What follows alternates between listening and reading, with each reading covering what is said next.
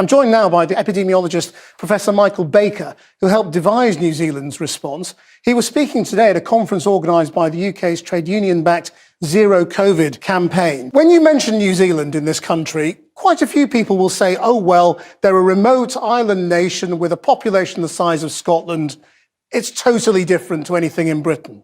What would you say in response? I would say in response that actually this has become the dominant approach, that is elimination in many countries in Southeast Asia and in the Pacific.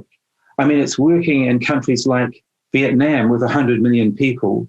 It's working in mainland China with 1.4 billion people. So it doesn't depend on being an island. It can work in almost any setting. It just requires a commitment from the government, strong leadership, to try and achieve zero cases.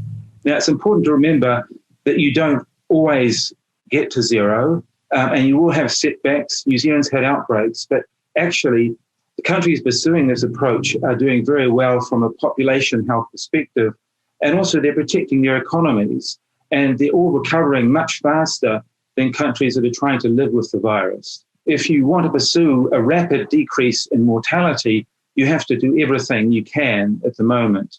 And of course, vaccination is a remarkable development, and that will be one of the main exit strategies globally.